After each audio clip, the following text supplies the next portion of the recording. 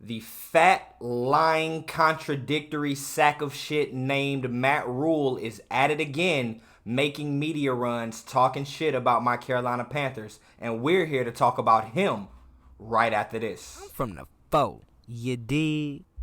Welcome to The Way I See It. I am Jamario Rashad. This is a Carolina Panthers and Charlotte Hornet fan channel. Please do me a favor by hitting the like button, and please make sure you subscribe, as I am on my road to 1K trying to get this channel monetized. Now that that's out of the way, let's go ahead and get into the root of the video. Now, former Carolina Panthers coach Matt Rhule has been making media rounds, and this is a follow-up to a video I dropped just a few days saying that Matt Rhule had been seen all over Good Morning Football as well as other media outlets, getting his name back out there into the coaching carousels, putting his name into the hat for a potential coaching job. Fast forward to this week, it has been announced that he is the new head coach of the Nebraska Cornhuskers, and his entire tune has changed. As opposed to last week when he was playing Mr. Nice Guy, aw shucks man, I'm happy to get an opportunity. This week he's turned into a complete villain. He has been on both Rich Eisen and on the podcast with Good Morning Football's Peter Schrager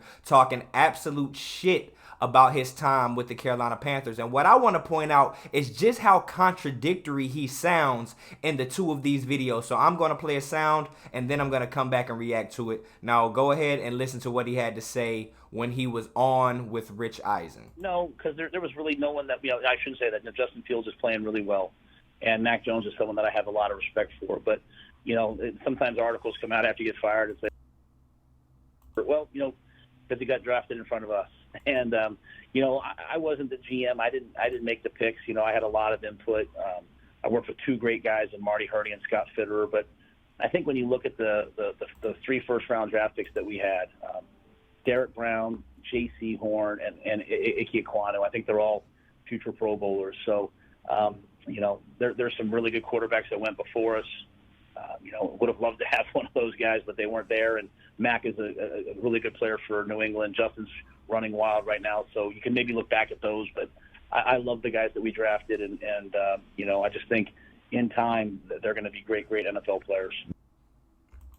All right, so in this clip, you hear him speaking to Rich Eisen, and he points out the fact that he had no serious impact on who the team drafted. That was left up to Fitterer and the other guy. Now, with that being said, I want you all to take a listen to what he had to say when he was on with Peter Schrager. And as far as we're going to come back and we're going to compare these two comments that he had to make. Now, let's go ahead and get into that one. One thing you learned from your 2.5 years in the NFL as a head coach, and in the same vein, if you could do it all over again, what would be the one thing you would change looking back on it, as obviously it didn't work out with Super Bowl victories or anything like that? I think I probably would just taking another job. I think it's a great place, the wonderful people, but I just don't know if I was a fit there.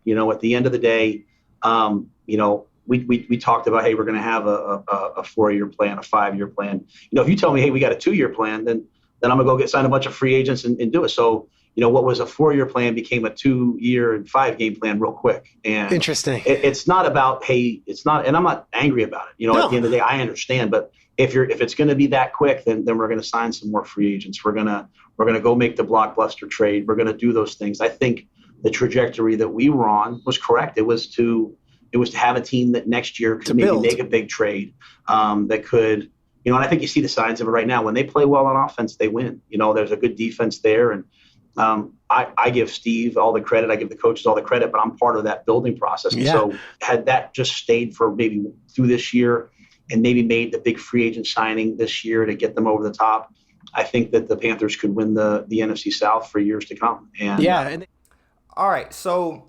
if just in one breath you can say you have no bearing on the draft, how can you come on the next show and then say so matter of fact about what you could have done in free agency? I am very hard pressed to believe that you were able to have your hands on and be involved in the free agent signings and who was allowed to be signed to Carolina, but you had no ability or no input on who was able to be drafted by the Carolina Panthers. That is absolutely absurd, and nobody with any type of sense would believe that. Now, the second thing I want to point out that he actually mentioned in this clip was the fact that they had a 4 or 5 year plan. So what?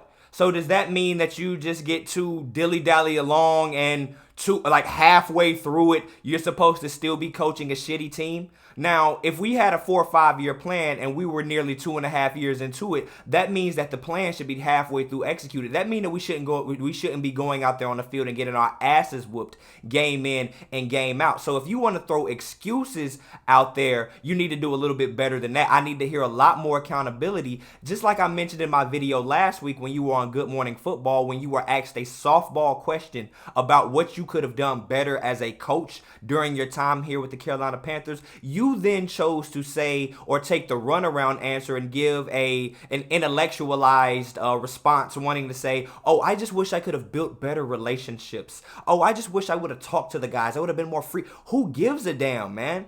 What could you have done better in coaching? And now that you've gotten this second chance, this big second chance, Power 5, good for you. You still were a terrible coach, and now you decide to throw shots now that you got a second chance. That is a humongous character flaw, and you are a flawed individual, Matt Rhule. Shame on you, you fucking clown. I hope you get fired from this job too. Now, with that being said, man, those are my thoughts on the fat, lying, contradictory sack of shit named Matt Rhule that has been making the media runs assaulting my Carolina Panthers, man. You all leave your comments down below. What do you all think about this guy's comments, his actions?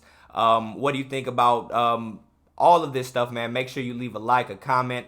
I'll be sure to discuss it with you all down below. And with that being said, I am Jamario Rashad.